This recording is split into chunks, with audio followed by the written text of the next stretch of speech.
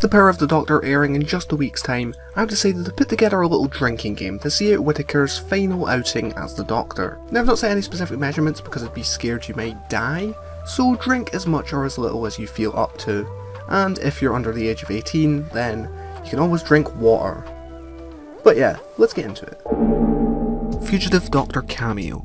Series 12 introduced us to the character of the Fugitive Doctor, a past or hidden incarnation of the Doctor who had been hiding on Earth from the Division. Now I can't see her being a big part of the episode with everything we already know that's taking place, which is a bit of a shame given how well I think Joe Martin has performed this role, but yeah, being the episode that's supposed to tie up all of the loose ends, I can't see us not seeing this Doctor pop up again, even if it is just for a cameo. Chibnall location fun. A common theme throughout Chibnall's Doctor Who is jumping around various locations to add a sense of scale to his stories. This is often shown by having a bold or impact-like font with the name of the place written on the screen. Past companions. A rumour that I've seen flying around is that Ace and Tegan won't be the only classic companions showing up for the story, having them integrated through a Skype type call or meeting point for past companions. I'm not sure if I like this idea or not, but I guess that it would explain how both Ace and Tegan have come into contact with one another. Important character death. There has been a lot of talk of whether Chibnall will kill off one of his main characters before he departs the show, and before you say it, no, the Doctor doesn't count. After all, he is the man who gave us exit wounds all the way back in 2008, delivering a truly tragic ending to both Toshiko and Owen, but does he still have it in him? I mean, we've all seen the images of what looked to be the Master holding a little compressed Yaz, so who really knows? Thasmin kiss. If it's ever going to happen, then it's going to be here. I know that certain fans have been wanting this for a while, especially coming off the back of Legend of the Sea Devils, and to be honest it would be a nice moment, especially given that this is their last outing together. Reference to pre-existing scene or dialogue. What this means is having, for example, what we see in that first trailer with Ace back in her 80s get-up, bashing a Dalek with a baseball bat, an obvious callback to the 1988 story Remembrance of the Daleks. This would also cover stuff like if the Doctor were to say reverse the polarity, or if we saw a 4th Doctor scarf. Essentially just fan service for the sake of being fan service. Classic Doctors.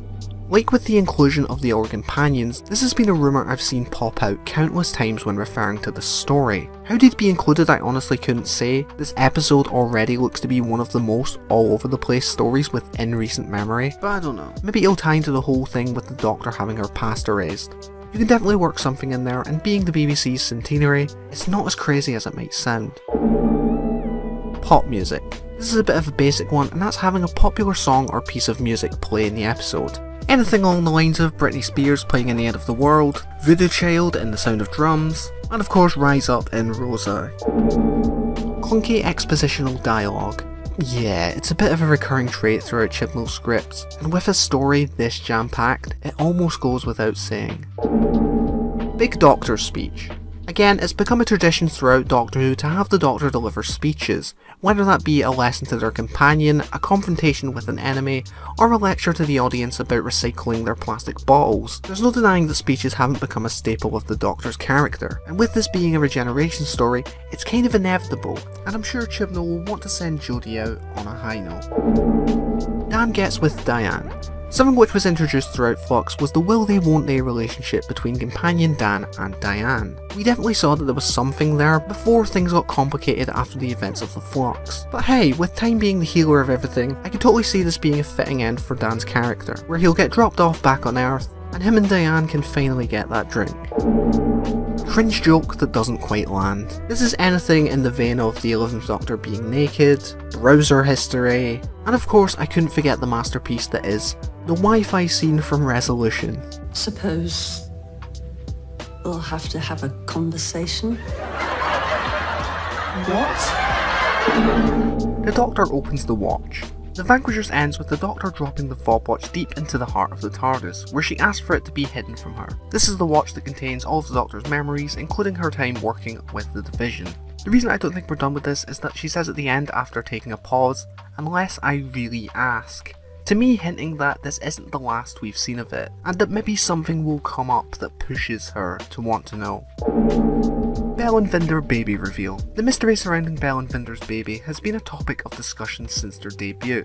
The series, whether intentional or not, put a lot of emphasis on who that baby was, and some of the theories surrounding it have been crazy, varying all the way from Belle and Vinder are the Doctor's parents, maybe even having the Doctor and Master being twins, as well as one saying that it could be the lone Cyberman. Now I really hope that it's none of the former, but with the return of Vinder I do think this is a plausible question that could be answered.